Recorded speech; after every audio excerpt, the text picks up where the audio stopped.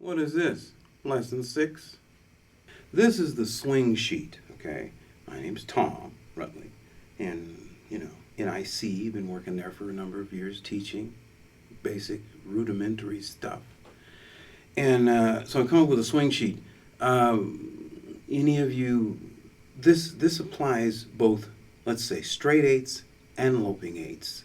The last 10 years or so, I've seen it on music sheets that they will tripulate the quarters, right? And I'll show you exactly what I mean. And this is on the sheet. It's completely explained, and there's a couple of little exercises I'll do that will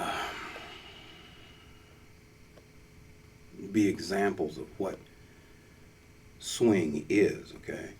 So the first thing is you got quarter notes, right? Right? Now, when you double it up, you got eighth notes, right? You want to make those swing in jazz. We'll talk about interpretations and all kinds of stuff through the Skype or whatever, if you're interested. Okay, so then what you do, you got eighth notes like that, right? And you want to make those swing. Now, what I've done, explaining to people, and it's becoming more and more common to understand this, is that you put triplets on each quarter note.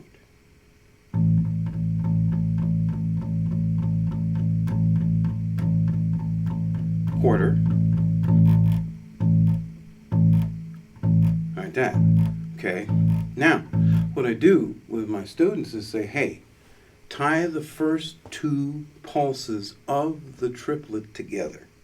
And that gives you a swing feel. Okay.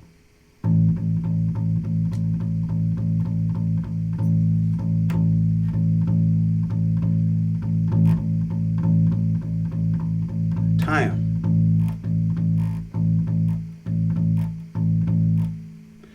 It's quite simple, but to get the feel and start reading music, we talked about pulses before. I think the last couple of lessons there were pulses we were talking about.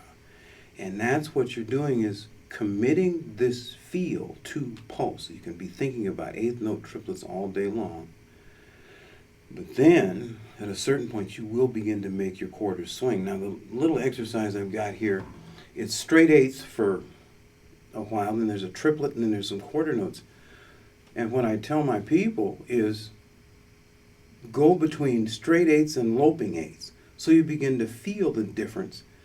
And both are important, because classical interpretation is straight up and down, right? Funk is straight.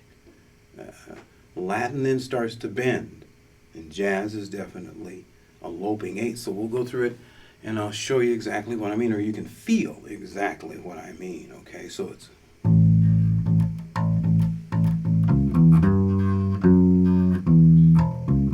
lope, straight,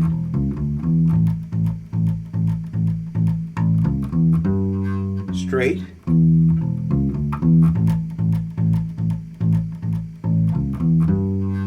lope.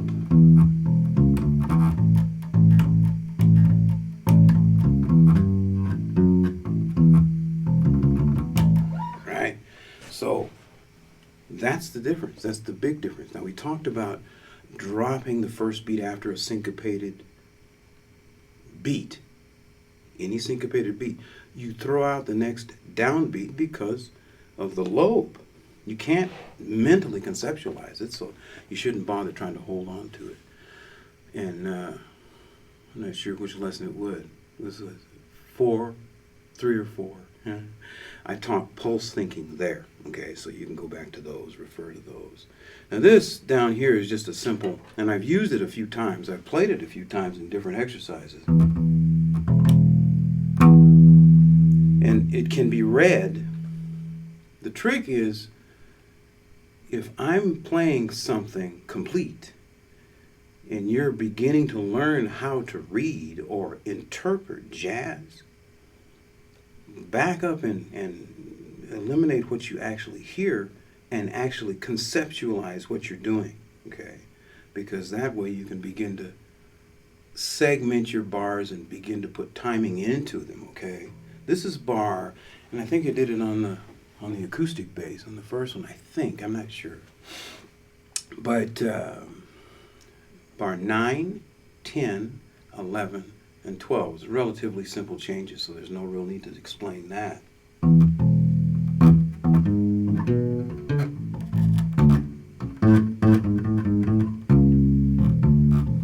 play it again.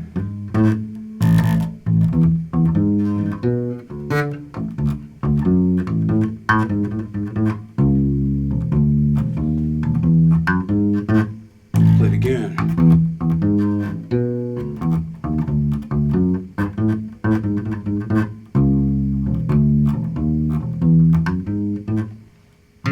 Right?